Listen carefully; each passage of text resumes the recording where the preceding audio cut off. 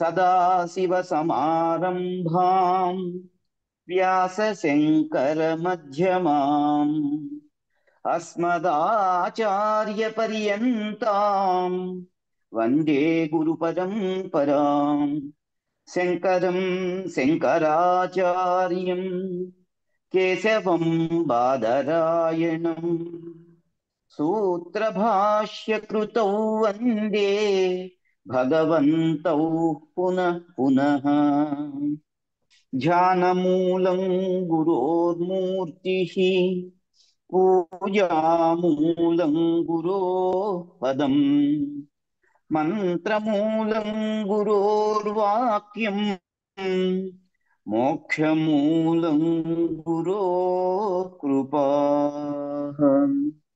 ॐ शं नो मित्रस्यं वरुणः शं नो भवत्वर्यमा शं न इन्द्रो बृहस्पतिः शं नो विष्णुरुक्रमः नमो ब्रह्मणे नमस्ते वायो त्वमेव प्रत्यक्षं ब्रह्मासि त्वामेव प्रत्यक्षं ब्रह्म वदिष्यामि ऋतं वदिष्यामि सत्यं वदिष्यामि तन्माभवतु तद्वक्तारमवतु अवतु माम् अवतु वक्तारम् ॐ शान्ति शान्ति शान्तिः ॐ सहना भवतु सहनौ भुनक्तु सह वीर्यं करवावहै तेजस्विनावधीतमस्तु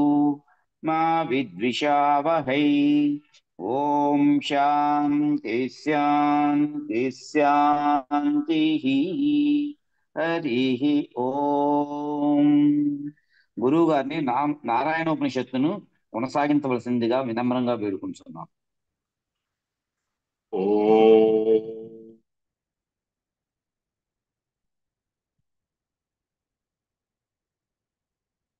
విఘ్నేశ్వరం విఘ్నశాంత్యై వాణీం వాచః ప్రవృత్తయే గురూన్ గూఢార్థభానాయ ప్రణమామి పునః పునః శరమిందు వికాసమందహాసాం పురవిందీవరలోచనాభిరామాం అరవింద సమాన సుందరాస్యాం అరవిందాసన సుందరీముపాసే. జగద్గురు శ్రీచరణారవిందాభ్యాం నమః.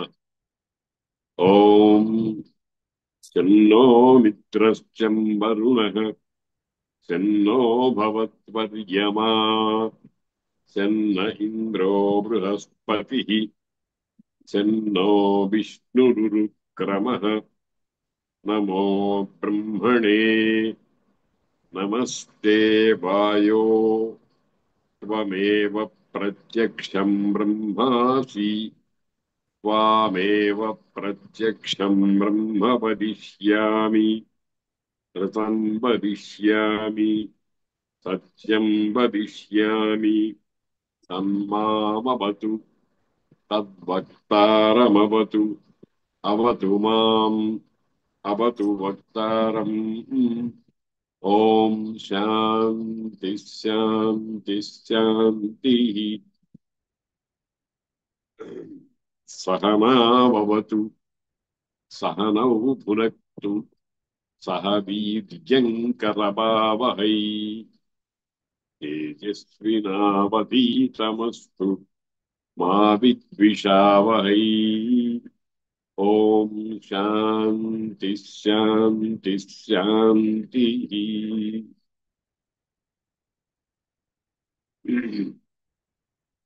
ఓం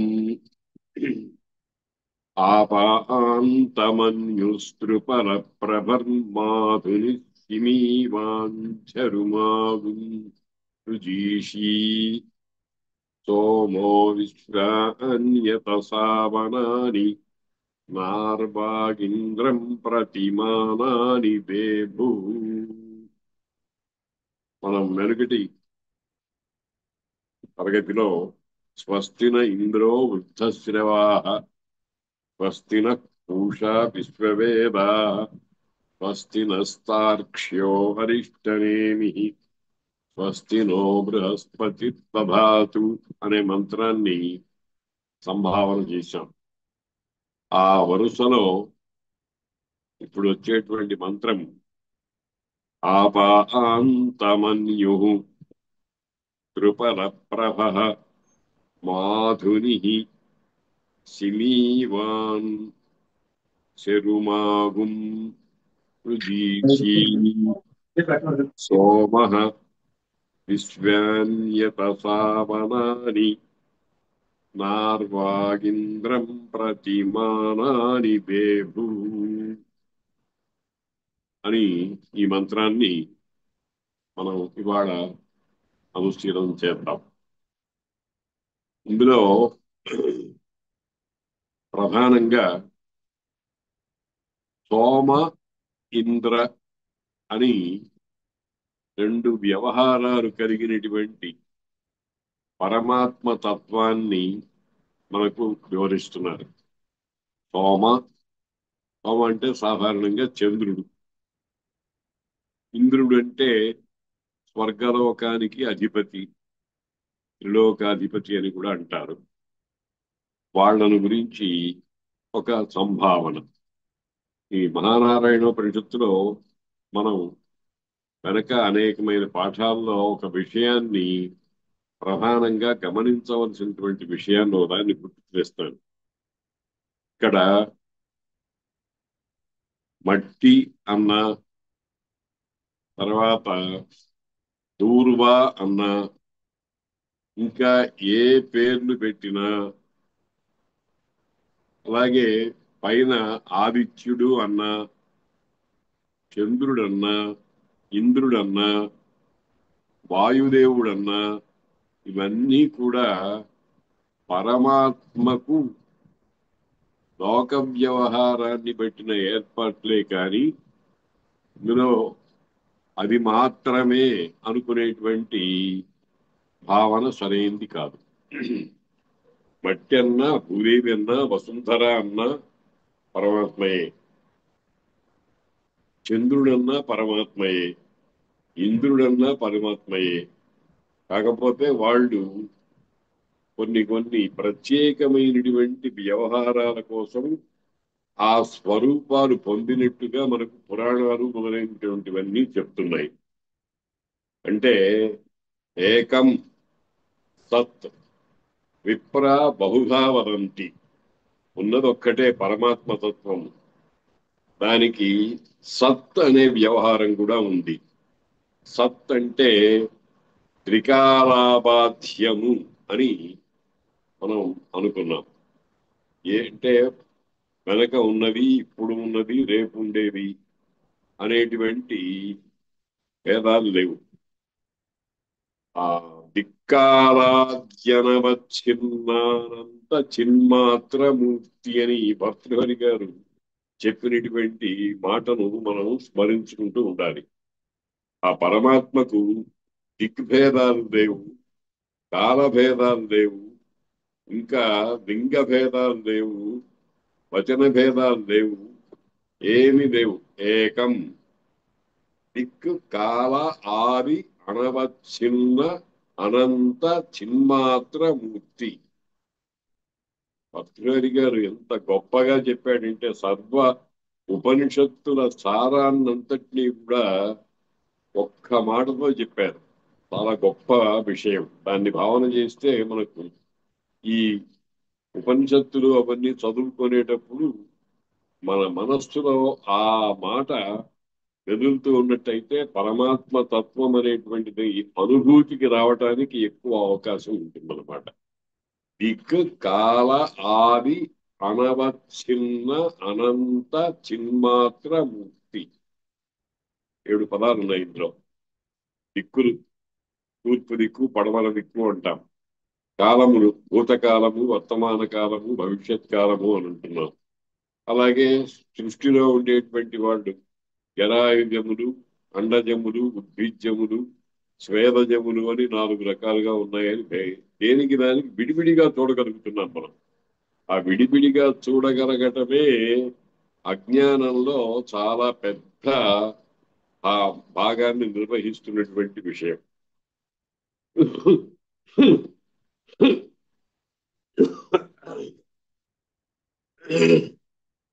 ఈ అజ్ఞానం చేత వేరువేరుగా అది వేరు ఇది వేరు ఇది వేరు ఇది వేరు అని అనుకునేటువంటి వాటిల్లో మనం ఏం చేయాలంటే ఆ వేరు వేరుగా తోచే పదార్థాలన్నింటినీ కూడా మెల్లమెల్లగా జ్ఞాన బలం చేత తొలగించుకొని ఏకత్వాన్ని మనం గమనించాలి. ఏకత్వము అనేటువంటిది మనం గమనించాలి. దానికి ఒక ఉదాహరణ ఇది వరకు మనం 1-2 సార్లు చెప్పుకున్నాము. మన శరీరం ఉందనుకోండి, శరీరాన్ని అవయవాత్మకంగా భావిస్తే కాలు, కన్ను, ముక్కు, చెవి, పొట్ట, వేళ్ళు, గోళ్ళు మొదలైనటువంటివి కొన్ని వందల పదార్థాలు మనకు కనిపిస్తూ ఉంటాయి, తెలియవస్తూ ఉంటాయి. కానీ ఆ వేరు వేరు అవయవ భావాలన్నింటినీ కూడా కాస్త మనస్సులో నుంచి పక్కన పెట్టేసి నేను అన్నప్పుడు ఏమైంది? నేను అనేటువంటిది ఏకవచనమే కదండి, ఒక్కటే కదా. ఆ విధంగానే దృష్టిలో మనకు కనపడేవి కనపడనివి, స్థావరములు జంగమములు, ప్రాణవంతములు ప్రాణము లేనిటువంటివి, ఇలాగా అనంతమైనటువంటి భేదాలతో కనిపించినటువంటి వాటిని అంతటినీ కూడా మనం వ్యవహారంలో అనేకమైనటువంటి నామధేయ రూపధేయాలతో వాటిని వ్యవహరిస్తూ ఉన్న దాని వెనకాల ఉండేటువంటిది పరమాత్మ తత్వం ఒక్కటే అనేదాన్ని నిర్ధారించుకోవచ్చు. అటువంటి పరమాత్మ లోకాన్ని అనుగ్రహించడం కోసం అనేకమైనటువంటి నామములను అనేకమైనటువంటి రూపములను మనకు తాను పొంది మనందరినీ అనుగ్రహిస్తున్నాడు. అట్లా అనుగ్రహించేటువంటి స్వరూపాలలో ఆకాశంలో కనిపించేటువంటి చంద్రుడు ఒకడు. చంద్రుణ్ణి సోమ అనేటువంటి పేరుతో వ్యవహరిస్తారు.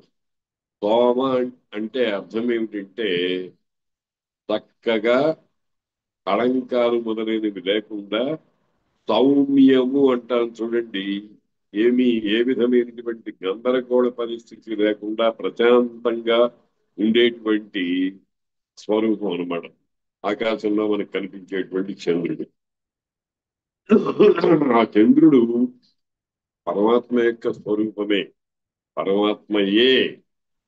ఇవరకు చెప్తున్నాను చూడండి. నమస్తే వాయో త్వమేవ ప్రత్యక్షం బ్రహ్మాసి అన్నట్టుగా త్వమేవ సోమః, హే సోమా త్వమేవ ప్రత్యక్షం బ్రహ్మాసి అని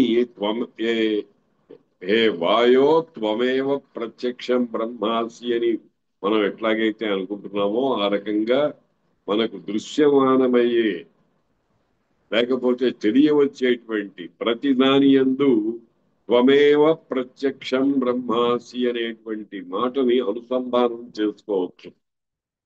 సోమ అంటే చంద్రుడా. ఎందుకంటే మానవుడు ఇంద్రియాదుల చేత అఖండ జ్ఞానాన్ని ఏకకాలంలో పొందడం అనేటువంటిది సాధ్యం కాదు గనక అనేకత్వ దర్శనం అనేటువంటిది చెయ్యక తప్పదు. కానీ చేసిన తర్వాత గురూపదేశాదుల ద్వారా పొందినటువంటి జ్ఞాన బలం చేత ఆ అనేకత్వాన్ని ఒకదాన్ని మెల్లగా తొలగించుకుంటూ పోతే ఏకత్వం మిగులుతుంది. ఆ ఏకత్వమే పరమాత్మ. ఏకం సత్ ఉపనిషత్తు విస్పష్టంగా ప్రకటించింది. ఈ ఏకం సత్ అనేటువంటిదే అన్ని ఉపనిషత్తులకు సంబంధించినటువంటి తాత్పర్యార్థం. ఏ ఉపనిషత్తు అయినా ఎక్కడ ఎన్ని వికారాలు తిరిగి రావాల్సి వచ్చినా మళ్ళీ పక్షులు ఆహారాదుల కోసం ఎక్కడెక్కడ తిరిగినా సాయంకాలం అయ్యేటప్పటికి తమ గూటికి చేరుకుంటాయి చూడండి. ఆ విధంగానే ఈ ఆ నామరూపధేయాల మీద ప్రసరించేటువంటి మనస్సు అక్కడి నుంచి మెల్లగా ఉపసంహృతమై వెనక్కి లాక్కొని ఆ పరమాత్మ యందు నిలబడాలి. ఆ పరమాత్మ యందు నిలబడేటప్పటికి మనకు కలిగేటువంటి జ్ఞానం ఏమిటి? ఏకం సత్, ఒక్కటి ఉన్నది, అంతే. ఇంకోటేం లేవు మనకి. అంటే మనం ప్రయత్నపూర్వకంగా నానాత్వ దర్శనం నుంచి ఏకత్వ దర్శనం దగ్గరికి రావాలి. అదే అధ్యయనం, అదే అధ్యయన ఫలం. ఉపనిషదాదుల అధ్యయన ఫలం ఏమిటంటే నానాత్వ దర్శనం నుంచి మనం ఉపసంహరించుకుని ఏకత్వ దర్శనం దగ్గరకు రావటం అనేటువంటిది మన ధ్యేయం అన్నమాట. అందుకనే ఇటువంటి మంత్రాలు ఏం చెప్తున్నాయంటే ముందర నానాత్వ దర్శనం చేయిస్తాయి. చేయించిన తర్వాత ఆ నానాత్వంలో ఉండేటువంటి ఏకత్వాన్ని మనకు కొన్ని కొన్ని ప్రత్యేకమైనటువంటి పదాల ద్వారా తెలియజేస్తూ ఉంటాయి.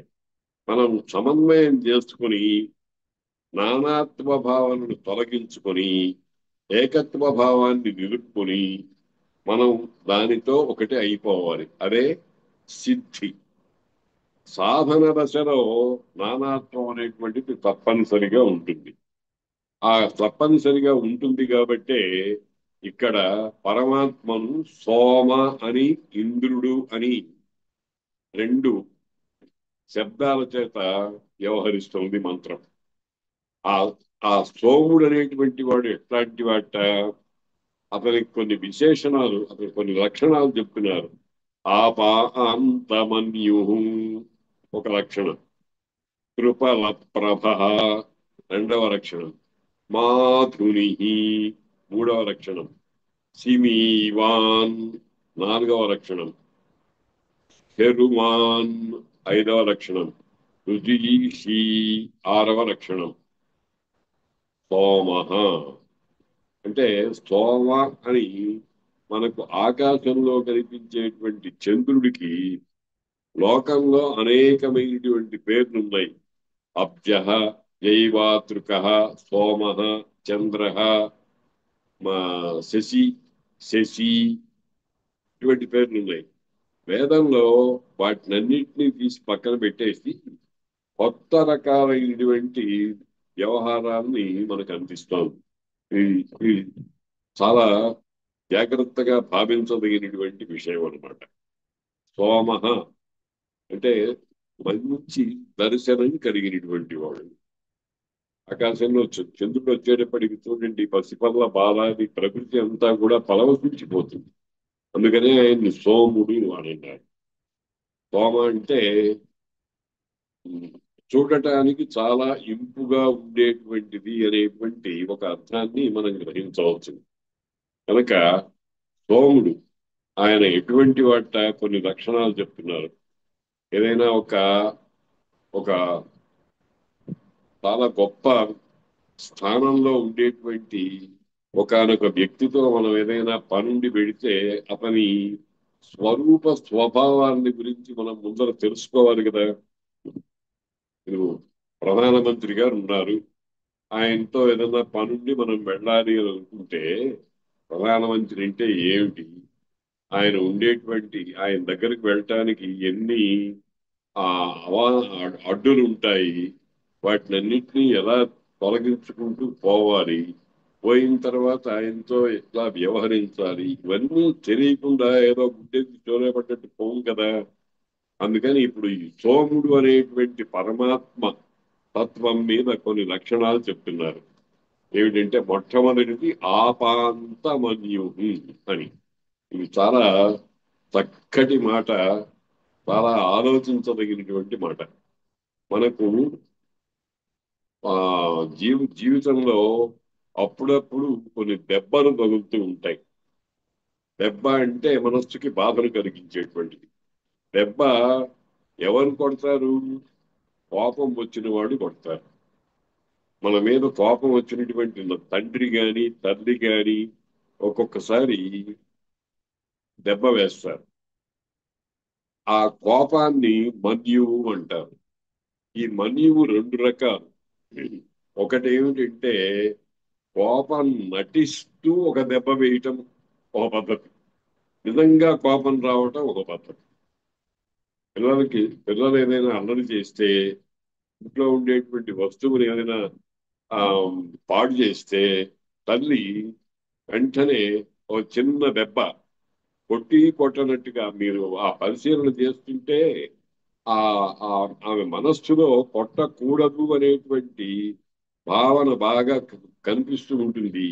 కానీ కొట్టకపోతే వాడు దారిలోకి రాడు అనేటువంటి ఆలోచన కూడా మెదిలి కొట్టనట్టుగా కొట్టింది. దాన్నే ఆపాంతమన్యువు అంటారు. ఆపాత ఆపాంత అనేది ఆపాత అంటే పైకి కోపం ఉన్నట్టుగా నటించేటువంటి వాడట పరమాత్మ. ఎంత గొప్పగా ఉందో చూడండి. మనకు లోకంలో ఉండేటువంటి జీవరాశులకన్నిటికీ కూడా అనేకమైనటువంటి దెబ్బలు తగులుతూ ఉంటాయి, అనేకమైనటువంటి కష్టాలు వస్తూ ఉంటాయి, అనేకమైనటువంటి బాధలు కలుగుతూ ఉంటాయి. ఈ బాధల వెనకాల వీటికి వీటిని మనకు ఇచ్చినటువంటి వాడు ఆ తల్లి పిల్లవాడిని కొట్టేటువంటి ఒక ఒక వ్యవస్థ ఉంది. ఆ వ్యవస్థనే దైవము అని అంటున్నాం. ఆ దైవానికి నిజంగా మనకి మీద కోపం లేదు, కోపం నటిస్తోంది, కోపాన్ని ఉన్నట్టుగా కనిపిస్తోంది. పిల్లవాడు అల్లరి చేస్తుంటే ఎంతసేపటికి లొంగకపోతే తల్లి ఏంట్రా అని తెచ్చిపెట్టుకున్న కోపాన్ని ప్రదర్శిస్తుంది. నిజంగా కోపం ఉండదు పిల్లల మీద. తల్లిదండ్రులకు వాత్సల్యం తప్ప నిజమైన కోపం లేదు. కాకపోతే కొన్ని కొన్ని అవధులు దాటినటువంటి అల్లర్ల సందర్భంలో కోపం, ఆ తెచ్చిపెట్టుకున్న కోపం కూడా కొంచెం గట్టిగా అవతల వాడికి దారిలోకి తీసుకురావటానికి పనికొచ్చేట్టుగా ఉండాలి అని.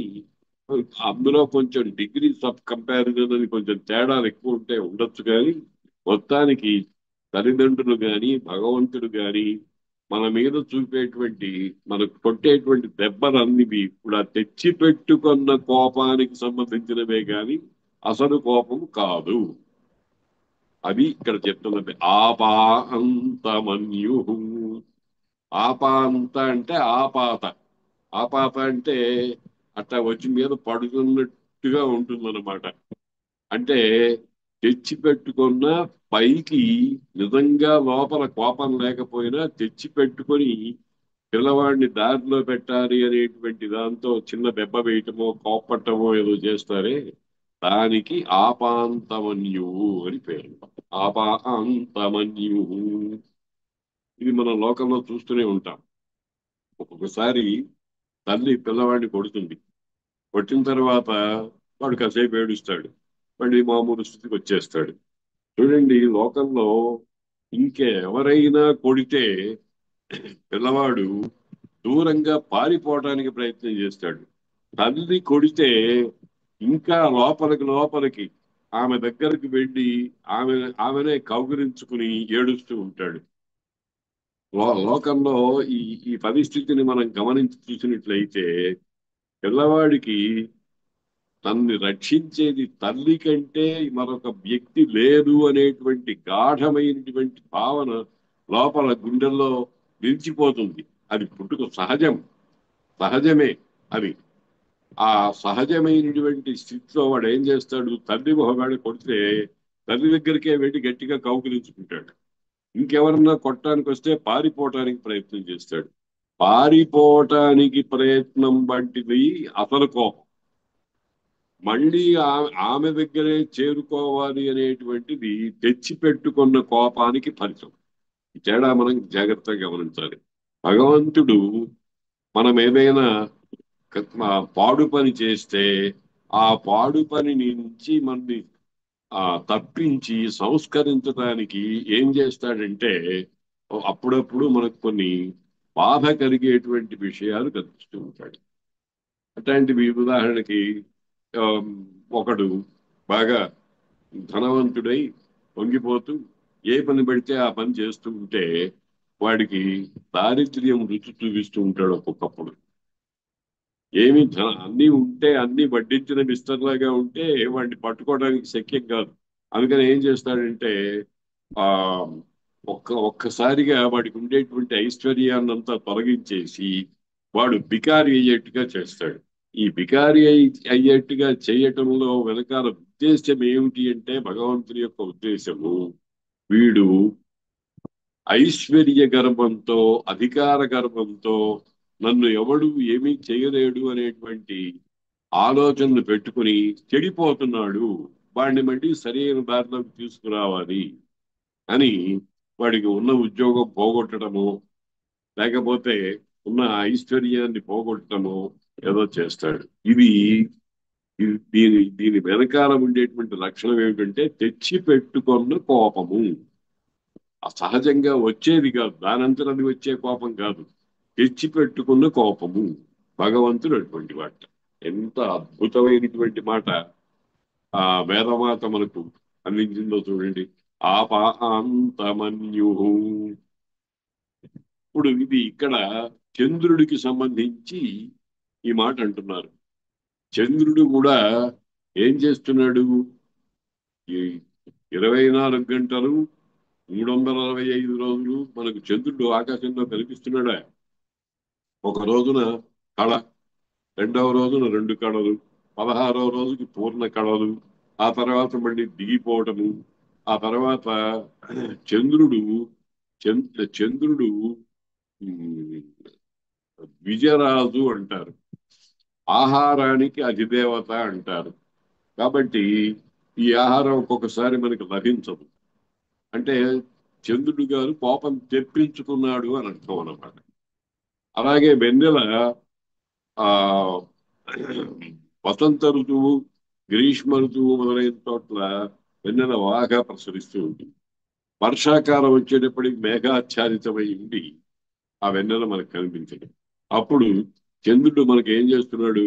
ఒరే నాయనా, నేను నీకు కావలసినటువంటి వెన్నెలంతా ఇస్తున్నానంటే నా అనుగ్రహాన్ని నువ్వు గమనించకుండా ఉన్నావు. అయ్యో, చంద్రుడు వస్తే బాగుండునే అనేటువంటి భావన మనలో ఆ విధంగా కలిగించి మధ్య మధ్యలో మేఘాచ్ఛాదితమైనటువంటి ఆకాశం ఉండేట్టుగా అవన్నీ చేస్తూ ఉంటాడు అన్నమాట. కనుక ఆపాంతమన్యు, తెచ్చిపెట్టుకున్న కోపము కలవాడు. ఇదొక విశేషణం. 6 విశేషణాలు ఉన్నాయన్నాం, అందులో ఒకదాన్ని చూసాం. తర్వాత త్రిపల ప్రభ. త్రిపల ప్రభ. త్రిపల అంటే చంద్రకాంత మణి. అంటే ఆకాశంలో చంద్రబింబంలాగా ఉన్నట్టుగా మనకు ఇంద్రనీలమణులు, చంద్రకాంతమణులు మొదలైనటువంటి ఆ రత్నాల్లో కొన్ని భేదాలు మనకు అక్కడక్కడ కనిపిస్తూ ఉంటాయి. చంద్రకాంతమణులు అనేవి తెల్లగా చాలా కాంతుల్ని విరజిమ్ముతూ పైకి ఆ కాంతులన్నింటినీ విరజిమ్ముతూ ఉంటాయి. అటువంటి త్రిపల ప్రభ. త్రిపల అంటే చంద్రకాంతమణుల యొక్క కాంతుల వంటి కాంతి కలిగిన వాడు. అంటే మనకు పరిచయమైనటువంటి వస్తువుల ద్వారా అపరిచయమైన వస్తు జ్ఞానాన్ని పొందడం అనేటువంటిది లోకంలో ఉంది కదా. ఏదైనా ఒక జంతువుని మనం చూడలేదు, ఆ జంతువుని గురించి ఎక్కడో ప్రస్తావన వస్తుంది. వచ్చినప్పుడు ఏం చేస్తారు? ఏదో గవయము అనే ఒక మృగం ఉండేది ఒకప్పుడు. గవయము అది ఎట్లా ఉంటుందో ఇప్పుడు లేదు. ఆ జంతువు ఇప్పుడు ఎవరికి మనకు కనపడటం లేదు. ఆ కనపడనటువంటి జంతువు ఎలా ఉంటుంది అని అంటే గో సదృశ గవయ అని అంటారు. గోవులాగా ఉంటుంది. ఆ మన మన మన ఇళ్లలో తిరుగుతూ ఉండేటువంటి ఆవు, ఎద్దు మొదలైనటువంటి లాగానే ఉంటుంది అని చెప్తారు. అలాగే మనకు చాలా దగ్గరగా అందుబాటులో ఉండేటువంటి చంద్రకాంతమణి కాంతులు ఏ రకంగా అయితే తెల్లగా చాలా ఎక్కువ దీప్తితో ప్రకాశిస్తూ ఉంటాయో అట్లా ప్రకాశించేటువంటి వాడు ఆ సోముడు. త్రిపల ప్రభర్మ. ఇక్కడ ఇందాక కోపాన్ని చెప్పారు, ఇప్పుడు ప్రసన్నతని చెప్తున్నారు. ప్రసన్నంగా ఉంటాడు. చంద్రుడు మన మీద కోపం వచ్చినట్టుగా ఆ చంద్రబింబంలో ఎప్పుడైనా ఆ, గుడ్లు ఎర్రగా ఉన్నట్టు ముఖం ముటముటలాడుతున్నట్టు ఏమీ కనిపించదు కదండి. ప్రసన్నమైనటువంటి లక్షణమే కనిపిస్తుంది. అంటే కోపము వచ్చినప్పుడు లోకంలో ఉండేటువంటి వ్యక్తుల ముఖాదులలో ఉండేటువంటి మార్పుల వంటి మార్పులు చంద్రబింబంలో ఎప్పుడూ కనపడవు. ఆయన ఎప్పుడూ చంద్రకాంతమణులలో ఉండేటువంటి ప్రసన్నమైన లక్షణం ఏదైతే ఉందో దానితోనే విరాజిల్లుతూ ఉంటాడు. మరి కోపం ఆపాంత మన్యువు కోపం అన్నారు కదా అంటే ఆ కోపము చంద్రబింబం ద్వారా మనకు అభివ్యక్తం కాదు. మనం పొందేటువంటి శిక్షలు, మనం పొందేటువంటి దెబ్బలు మొదలైన వాటి ద్వారా అభివ్యక్తం అవుతుంది. ఆపాంతమన్యు కృపల ప్రభర్మ అంటే చంద్రబింబంలో కోపము అనేటువంటిది మనం అనుభవించేటువంటి బాధలు మొన్నగు వారి వల్ల చంద్రుడికి కోపం వచ్చింది అని అనుకోవటమే తప్ప ఆకాశంలో ఉండేటువంటి బింబంలో మాత్రం చక్కటి ప్రసన్నమైనటువంటి కాంతులు, చంద్రకాంతమణి అని మనం చేతిలో పెట్టుకుని చూస్తున్నప్పుడు మనకు ఏ విధమైనటువంటి ఆనందం కలుగుతుందో అటువంటి ఆనందం కలిగేటువంటి ప్రభలు కలిగినటువంటి వాడు అని కాంట్రాస్ట్. ఆ మాటకు ఈ మాటకు ఉండేటువంటి తేడా. కోపం ఉంది కానీ లోకంలో కోపం వచ్చినటువంటి వ్యక్తి కోపం లేకుండా సంతోషంగా ఉన్నప్పుడు రెండు విధాలుగా కనిపిస్తాడు మనకి. కానీ రెండు దశలలోనూ చంద్రుడు ఒక విధంగానే కనిపిస్తాడు. అయితే కోపం వచ్చిందని ఎట్లా తెలుస్తుంది అని అంటే మనం పొందేటువంటి బాధలు మొదలైన వాటి వల్ల. ఆపాంతమన్యుస్కృపర ప్రభ మాధుని. ఇంకొక మాట అన్నారు. ఆ చంద్రుడు ఎటువంటి వాట? మాధుని. మధు ఋతువు. మధువు అని అంటే వసంత ఋతువు. వసంత ఋతువులో కాలమంతా కూడా ప్రసన్నంగా ఉంటుంది. చెట్లన్నీ చిగిర్చి చక్కగా చూడటానికి చాలా ఆనందాన్ని కలిగిస్తూ ఉంటాయి. అటువంటి వసంత ఋతువులో ఉండేటువంటి కాల భేదం చేత ఏర్పడే ఋతువులలో ఒక్కొక్క ఋతువు ఒక్కొక్క రకంగా ఉంటుంది అని మనకు చిన్నప్పుడు ఆ ఎక్కాల పుస్తకంలో మొదలైన వాటిలో చెప్తూ ఉండేవాడు. అనుభవంలో మనకు ఉండనే ఉంది. ఇప్పుడు ఆ గ్రీష్మ ఋతువు ఇది వసంత ఋతువే అయినా కాల స్వరూపం అప్పుడప్పుడు కొన్ని కొన్ని మార్పులు పొందుతూ ఉంది కనుక అత్యంత తీవ్రమైనటువంటి గ్రీష్మ ఋతువు చివరి కాలంలో ఉండేటువంటి అతి తీవ్రమైనటువంటి తాపము మొదలైనటువంటివి కలుగుతున్నాయి. కానీ నిజానికి వసంత ఋతువు చాలా ప్రసన్నంగా ఉంటుంది. చాలా హాయిగా ఆనందాన్ని కల్పిస్తూ ఉండాలి. కాబట్టి మాధుని. మాధుని అంటే వసంత ఋతువుకి ఈయన చంద్రుడు గారు మంచి మిత్రంట.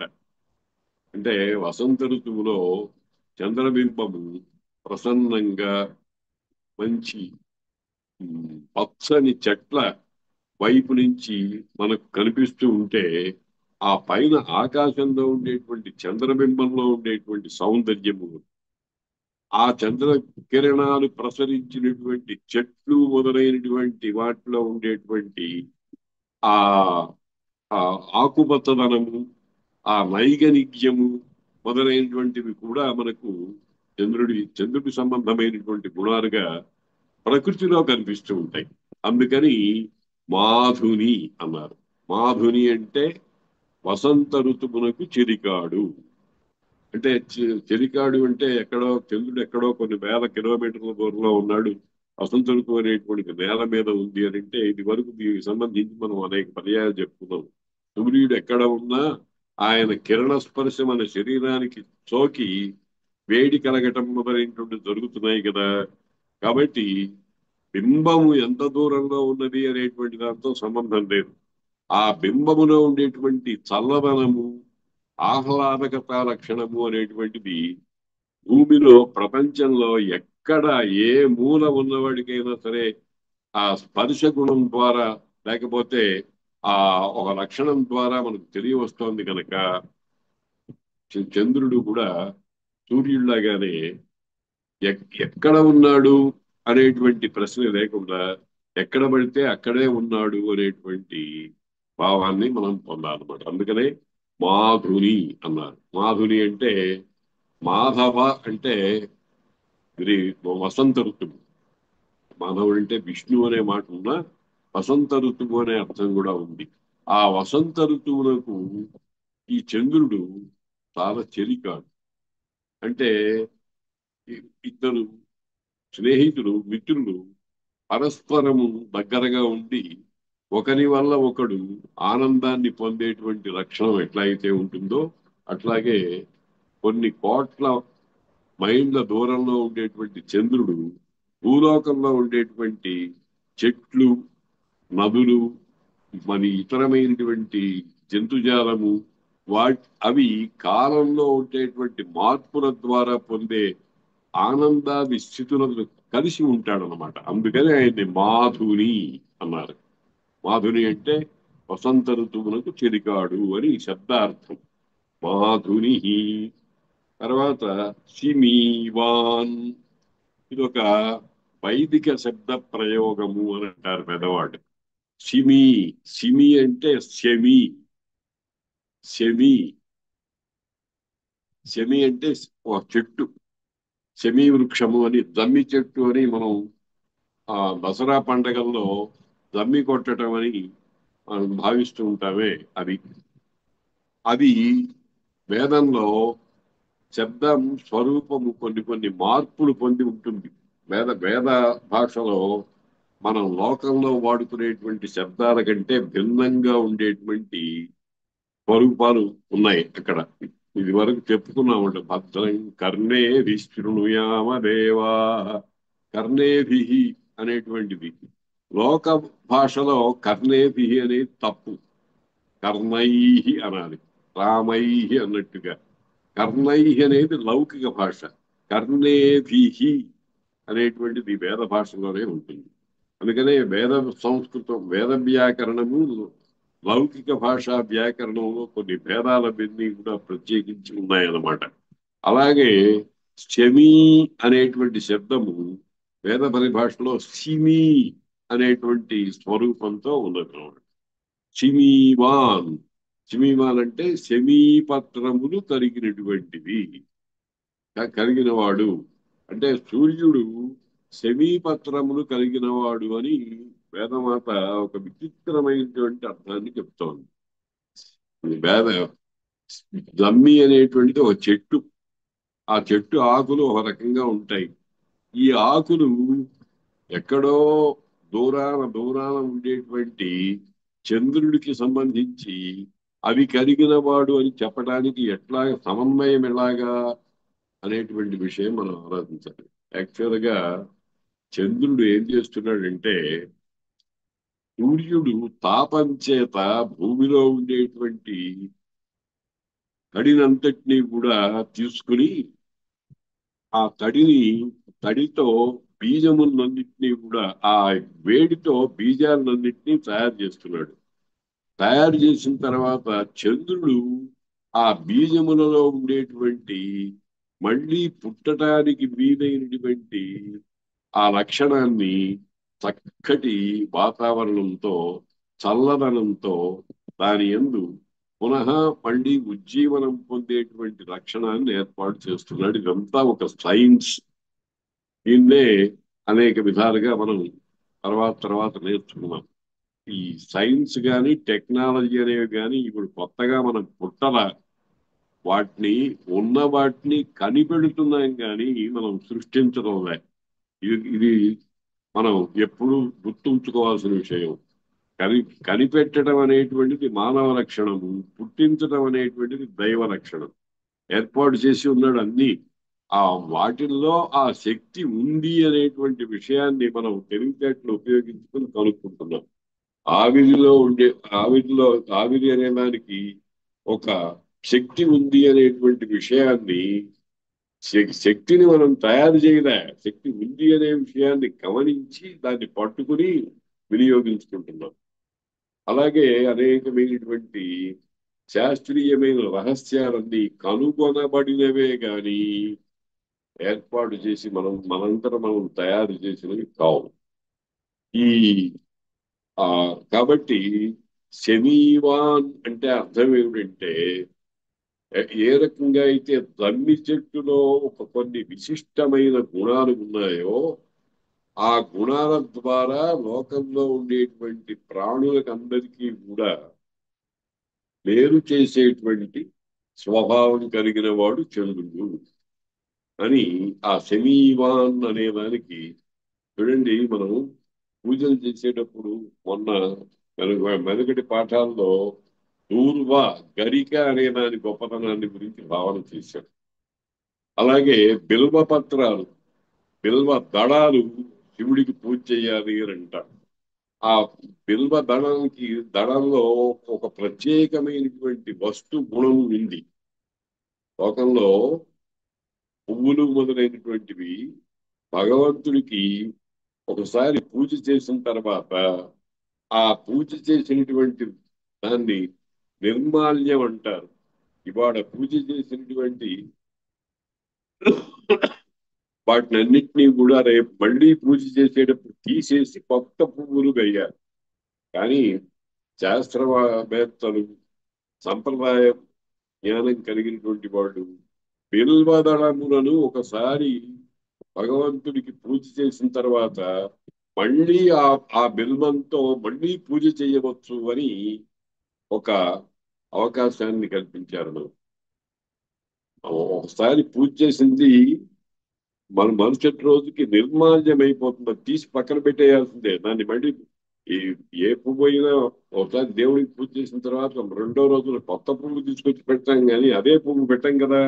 కానీ బిల్బానికి మాత్రం అటువంటి శక్తి ఉంది, అది మళ్ళీ పూజ చేయొచ్చు అని అన్నారు అనమాట. కాబట్టి ఆ ఆ రకంగానే ఈ జమ్మి చెట్టు చిన్న చిన్న ఆకులతో ఉండేటువంటిది మన విజయదశమి నాడు శత్రు వినాశిని అర్జునస్య ధనుర్ధారి రామస్య ఆ అని శ్లోకం ఉంది చూడండి. ఆ ఆ జమ్మి చెట్టులో కూడా ఆ వస్తు గుణం అనేటువంటిది సమస్త ప్రాణులకు ఏదో ఒక విధంగా ప్రత్యక్షంగా కాకపోయినా పరోక్షంగా ఉపకారం చేసేటువంటి లక్షణం ఉంది కనుక వాటిని పూజా ద్రవ్యాలుగా, వాటిలో ఉండేటువంటి శక్తిని గమనించి పూజా ద్రవ్యాలుగా ఏర్పాటు చేశారు మహర్షులు. దాన్ని దృష్టిలో పెట్టుకునే ఈ చంద్రుడు అనేటువంటి వాడు సిమీవాన్. సిమి అంటే శమి, వృక్షము, ఆకులు మొదలైనటువంటి భాగాలు అన్నమాట. అవి కలిగినటువంటి వాడు అని అంటే మనకు ఒక ఉపదేశం ఏమిటంటే శమి అనేటువంటి పేరు కలిగిన వృక్షజాతికి సంబంధించినటువంటి పత్రములు మొదలైనవి పూజ చేసేటప్పుడు దానిలో ఇతరమైన వృక్షాలలో లేనటువంటి ఒక విశిష్ట లక్షణం ఉంది. ఆ విశిష్ట లక్షణము మనం గుర్తించి దానిని శివుడికి గాని లేకపోతే చంద్రుడికి గాని ఏ దైవానికి గాని పూజ చేసినట్లయితే మన పూజ తొందరగా ఫలితానికి వచ్చేటువంటి అవకాశం ఉంటుంది అని చెప్పడం అన్నమాట. అది సిమీవాన్.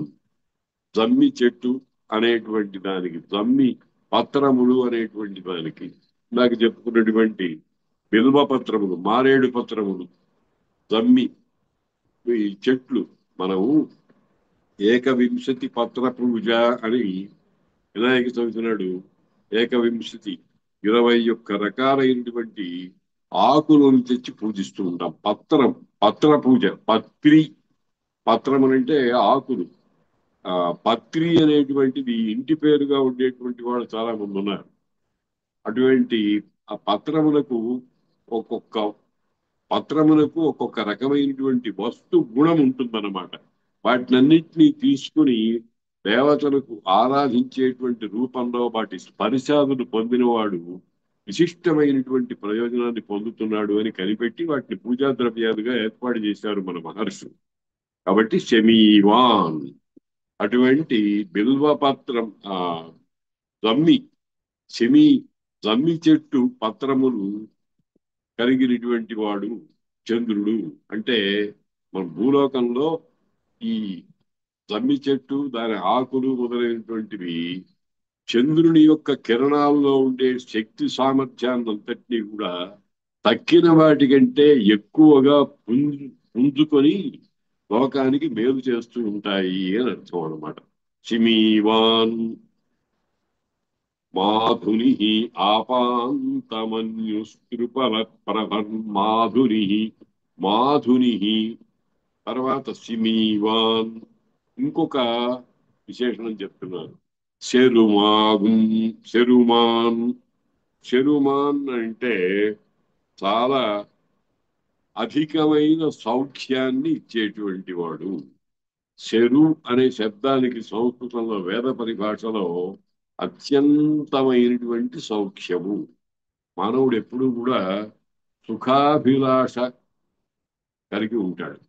సుఖాభిలాష నాకు సుఖం కావాలి, సుఖం కావాలి ఉంటాడు, కానీ అసలైన సుఖం ఏమిటో వాడికి తెలియదు. ఏదో బాగా ఉడికిపోతున్న సమయంలో కూలర్ ద్వారానో లేకపోతే ఏసీ ద్వారానో వచ్చేటువంటి వాతావరణం వాడు చూస్తే అబ్బా ఎంత హాయిగా ఉంది అని అనుకుంటూ ఉంటాడు. అయితే ఒక విషయాన్ని మనం గమనించాలి. హాయిగా ఉన్నది అని అనుకునేటువంటిది కాలికమే గాని శాశ్వతం కాదు. అంటే కాసేపు అట్లా ఉంటుంది. కొంత కొంతసేపు అయిన తర్వాత ఇంకా ఇది లేకుండా ఉంటే బాగుండును అని అనిపిస్తూ ఉంటుంది. ఏసీలో ఎన్ని గంటలు కూర్చోగలమండి మనం? కొంతసేపు అయిపోయిన తర్వాత ఒక చాలులే ఇక ఆఫ్ చేద్దాము అని అనిపిస్తుంది. అంటే ఏమిటనమాట, ఈ ప్రకృతి సంబంధమైనటువంటి శరీరానికి ఆయా భాగాలకు ఆనందాన్ని కలిగించేవన్నీ కూడా క్షణికములే గాని శాశ్వతములు కావు. శాశ్వతమైనటువంటి సౌఖ్యం కలిగించేటువంటి వాడు ఒక భగవంతుడు మాత్రమే. కనుక ఇక్కడ ఏమంటున్నారు ఆయన? శరువాన్. శరువాన్ అంటే అత్యంతమైనటువంటి సుఖాన్ని ఇచ్చేటువంటి వాడు అని అర్థం. మనం అనేక పర్యాయాలు అనుకున్నాం. ఏమిటంటే సుఖము వేరు, ఆనందము వేరు, తృప్తి వేరు. ఇవన్నీ సమానార్థకాలుగా మనం భావిస్తూ ఉంటాం. నాకు చాలా తృప్తిగా ఉంది. భోజనం చేసాం అనుకోండి, అబ్బా ఎంత బాగుంది అని ఒక రకమైనటువంటి ఫీలింగ్, దాన్ని తృప్తి అంట. సుఖంగా ఉంది, బాగా ఒళ్ళు చెమటబట్టినప్పుడు చల్లటి గాలి మన శరీరానికి సోకితే దాని స్పర్శ చేత అంతకు ముందు మనం ఉడికిపోయేటువంటి స్థితి నుంచి బయటపడ్డాం కాబట్టి చాలా సుఖంగా ఉంది అని అంట. ఇట్లాగా ఒక్కొక్క సన్నివేశంలో మనం ఒక్కొక్క మాటతో మన శరీరంలో ఉండేటువంటి స్థితిని అభివ్యక్తం చేస్తూ ఉంటాం. ఇక్కడ శరు అనే శబ్దానికి వ్యాఖ్యానకారులు ఏం చెప్తున్నారు? అత్యంతమైన సౌఖ్యము. అసలు సౌఖ్యం అంటే ఏమిటి? ఇవరకు అనుకున్నాం. సు ఖ, దుహు ఖ. ఖ అంటే ఇంద్రియం. ఇంద్రియములు ఒక సమస్థితిలో ఉండటానికి సౌఖ్యము అని పేరు. ఇంద్రియములు అటు ఇటు చెదిరిపోయి మన శరీరానికి ఏదైనా మనకు అక్కర్లేదు అనే దానిని ఇచ్చే పరిస్థితి ఉంటే దాన్ని దుఃఖము అని అంటారు. అనేక పర్యాయాలు మనం అనుకున్నాం. సుఖము, ఆనందము చాలా భిన్నమైనటువంటిది. సుఖానికి విషయేంద్రియ సంయోగం కావాలి. విషయేంద్రియ సంయోగం, విషయములంటే శబ్దస్పర్శ రూప రసగంధాలు. ఆ విషయములకు ఇంద్రియాలతో చక్షు శ్రోత్ర జిహ్వా ఘ్రాణములతో ఉండేటువంటి కలయిక, ఆ ఇంద్రియానికి ఆ విషయంతోనే కలయిక కావాలి. ఇంకో విషయంతో కలయిక ఉంటే వండి మనకు ఆ తృప్తి కలగదు. ఈ వరకు ఆ కన్ను చూస్తుందంటే, నోరు పలుకుతుంది, కన్ను మాట్లాడలేదు, నోరు చూడలేదు. ఏ ఇంద్రియానికి ఆ ఇంద్రియానికి ఆ విషయానికి సాక్షాత్తు ఒక సంబంధం ఉంది. కనుక అటువంటి సంబంధం కలిగినటువంటి స్థితిలో శరుమాన్. శరుమాన్ అంటే అత్యధికమైనటువంటి సౌఖ్యం కలిగించేటువంటిది. ఆనందం అనే దానికి సుఖానికి ఉన్న తేడా ఏమిటంటే, ఈ సుఖము అనేటువంటిది విషయేంద్రియ సంయోగం వల్ల వస్తుంది. ఆనందం అనేటువంటి దానికి విషయములు ఇంద్రియములు లేవు. అవి వాటికంటే భిన్నంగా ఉంటుంది కనుక ఆనందం అనేటువంటిది సుఖం కంటే చాలా పై పై స్థానం. అందుకనే పరమాత్మ యొక్క ఒక లక్షణాన్ని ఆనందము అన్నారు, సుఖం అనలే. సత్యం జ్ఞానం అనంతం బ్రహ్మ, సత్ చిత్ ఆనందము అన్నారు. ఆనందము అనేటువంటిది సుఖ పర్యాయవాచకం కాదు. సుఖం వేరు, ఆనందం వేరు. పర్యాయవాచకం అంటే ఏమిటి? ఈ పదం తీసి ఆ పదం పెట్టినా ఆ అర్థమే రావటం అనేటువంటిది పర్యాయవాచకం యొక్క లక్షణం. కానీ ఆనందము సుఖము అటువంటివి కావు. సుఖము విషయేంద్రియ సంయోగం. దానికి ఒక నిరూపణ కూడా మనం చూసుకోవచ్చు. ఏమిటంటే, అన్నము చేతిలో ఉన్నది, అది నోట్లో పెట్టుకున్నాము. ఆ పెట్టుకున్నంత వరకే మనకు సుఖము. ఆ అది అయిపోయిన తర్వాత అది విస్మృతిలోకి వెళ్ళిపోతుంది. ఆనందం అట్లా కాదు. ఆనందం ఎప్పుడూ ఉంది. అంటే రావటం పోవటం, ఆగమ అపాయిన అని అన్నారే. రావటము రాకపోవటము అనేటువంటి లక్షణాలతో కూడిన దాన్ని సుఖము అంటారు. రావటమే తప్ప పోవటం అనేది కలగదు. అది కూడా రావటం రాకలేదు, నిజానికి ఉన్నది అని తెలుసుకోవటమే. కాబట్టి అది ఆనందం. శరుమాన్ తర్వాత రుజీషి. రుజీషి అంటే దీనికి చక్కటి అర్థం చెప్పారు. అత్యంతమైనటువంటి దీప్తి కలవాడు, మహాప్రకాశ లక్షణం కలిగినటువంటి వాడు. ప్రకాశము అని అంటే, ఈ మధ్యన ఏదో ఒక పుస్తకం చదువుతుంటే ఒక ఆయన ఉన్నారు, ప్రకాశము అనేటువంటి శబ్దము అన్ట్రాన్స్లేటబుల్ అని రాశాడండి. దాన్ని ఇంకొక భాషలో యథాతథంగా దాని తత్వం అంతా అభివ్యక్తం చేసేటువంటి లక్షణం లేదు అని ఒక గొప్ప గ్రంథానికి పీఠిక రాస్తూ ఒక ఆయన రాశాడు. చిత్ అనే దానికి కూడా అటువంటి స్థితే అని అన్నాడు. ప్రకాశం అంటే మనం కాంతి అని అంటాం. కాంతి అని అంటే వస్తు దర్శన క్షమత అని అంటాం. కానీ పరమాత్మకు సంబంధించినటువంటి ప్రకాశము అనేటువంటిది అటువంటిది కాదు. ఎందుకంటే పరమాత్మని ఒక వస్తువుగా మనం దర్శించలేం కదా.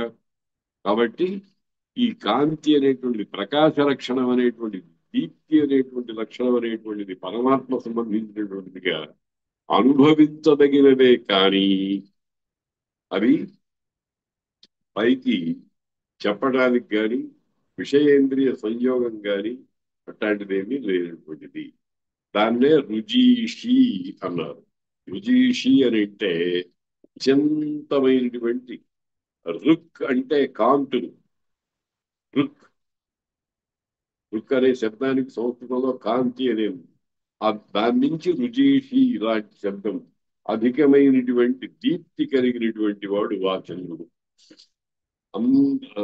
సృష్టిలో ఉండేటువంటి సర్వ పదార్థాల కంటే ఎక్కువ ప్రకాశ శక్తి కలిగినటువంటి వాడు సూర్యుడైనా, ఈ చంద్రుడు సూర్యుడిలో అనేటువంటి తాపము అనేటువంటి, ఆ సూర్యుడిలో ఉన్నటువంటి తాపము అనేటువంటిది లేకుండా దాన్ని సహించటానికి, చక్కగా అనుభవించడానికి వీలైనటువంటి శైత్యము అనేటువంటి లక్షణం ద్వారా ఉన్నాడు. కాబట్టి రుజీషి అవుతున్నాడు. రుజీషి. ఇట్లాగా ఆపాంతమన్యు కృపల ప్రభ మాధురి సిమీవాన్ శరుమాన్ రుజీషి అని 6 లక్షణాలు చంద్రుని యందు దర్శించి వేదమాత ఋషుల ద్వారా మనకు వాటిని అందిస్తోంది. అటువంటి చంద్రుడు ఏం చేస్తున్నట్ట?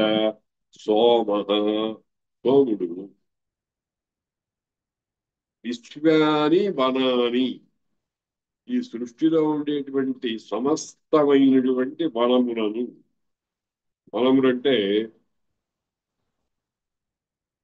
తోటలు, పూల తోటలు, పండ్ల తోటలు, ఓషధులు, ఆయుర్వేదానికి పనికొచ్చేటువంటి మందులకు కావలసినటువంటి వస్తుజాతాన్నంతటినీ కూడా సమకూర్చేటువంటి చెట్లు మొదలైనటువంటి తోటలు మొదలైనటువంటివి, వాటిని అన్నింటినీ కూడా విశ్వాని, సమస్తం మిగులు లేకుండా, ఎక్కడ ఏ దేశంలో ఉన్నా, ఏ ఖండంలో ఉన్నా, ఏ ఊళ్ళో ఉన్నా, ఏ మహానగరంలో ఉన్నా, ఏ కొండ మీద ఎవరికి పోవటానికి వీలు లేనటువంటి ప్రదేశంలో ఉన్నా, వాటినన్నింటినీ కూడా విశ్వాని, సమస్తమైనటువంటి వనాని, వనములన్నింటినీ కూడా విశ్వాని వనాని, ఓషధులు మొదలైన వాటిని వృద్ధి పొందిస్తున్నాడు. అతస, అతస అంటే అన్ని చోట్ల అతివేగంగా తిరుగుతూ,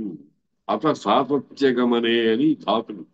అతతి అంటే ఎప్పుడూ తిరుగుతూనే ఉన్నాడు.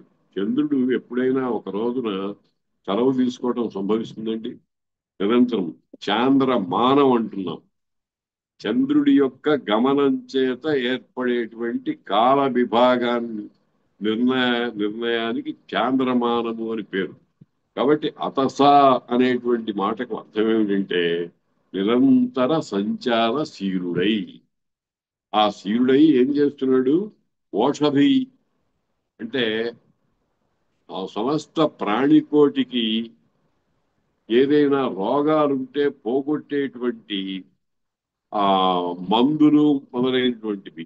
ఆ మందులకు రెండు రకాలు. ఒకటేమిటంటే రోగాన్ని పోగొట్టడం, ఇంకొకటి రోగం రాకుండా అడ్డుకోవటం. ప్రివెంటివ్, ప్రివెంటివ్ కూడా ఉంటుంది. అటువంటి ఔషధులన్నింటినీ కూడా ఆయన బాగా పెంపొందిస్తూ ఆ చంద్రుడు అనబడేటువంటి వాడు అతస ఆ పని చేయటానికి అతి వేగంగా గమనం చేస్తూ ఉంటాడట. అత సాపత్య గమనే అని అతస అనేటువంటి శబ్దానికి అర్థం. అటువంటి సోమ ఈ పని చేస్తున్నాడు. ఆపాంతమన్యుస్త్రిపల ప్రభర్మాభిషిమీ వాంఛరుమాగుండుజీషి సోమో విశ్వాన్యపసావనాని నార్వాగింద్రం ప్రతిమానాని దేహు. ఇది ఇంకొక మాట ఉంది. ఇది వచ్చే తరగతిలో నేర్చుకున్నాము. ఇప్పుడు ఒక చిన్న విషయం మాత్రం గమనించమని ఆ నేను అంటున్నాను. ఏమిటంటే మనకు తెలిసిన చంద్రుడు ఈ మంత్రం ద్వారా మనకు తెలిసినటువంటి చంద్రుడికి ఏమైనా సంబంధం ఉందే? మనకి తెలిసిన చంద్రుడు పసిపిల్ల బాలాది అందరికీ కూడా ఆనందాన్ని కలిగిస్తూ ఉంటాడు. తొందమామ రావే, జాబిల్లి రావే అని, కొండెక్కి రావే, కోటి పూలు దేవే, ఇట్లాగా మనం పాటలు పాడుకుంటూ ఉంటాం. కాబట్టి లౌకికంగా చంద్రజ్ఞానము అనేటువంటిది అదొక విభాగం. వైదికంగా వేద మంత్రం ద్వారా చంద్రుణ్ణి గురించి గమనించటం, దాన్ని గొప్పతనాన్ని భావించడం అనేటువంటిది. ఇక్కడ అపాంత మన్యువు అని మనకు వచ్చేటువంటి ప్రకృతి ప్రళయాలు మొదలైనవన్నీ కూడా భగవంతుడు అనేటువంటి వాడు మనలో పేరుకుపోయినటువంటి అహంకారము మొదలైన వాటిని తొలగించడానికి చేసేటువంటి చిన్న చిన్న ఆ, ఆ, ఉగ్గు పోసేటప్పుడు నోరు తెరవకపోతే తల్లి చిటిక వేస్తుందే, అట్లా చిటిక వేసేటువంటివి అనేటువంటి విషయం తెలిసింది అపాంతమన్నితో.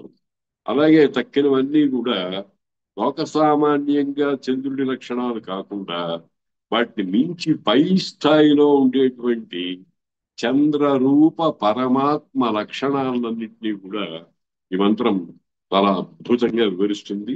దీని గురించి భావించదగినటువంటి అంశాలు ఇంకా కొన్ని ఉన్నాయి. అవి తరువాత వచ్చేటువంటి పాఠంలో నేర్చుకుందాం. ఇవాళకి స్వస్తి.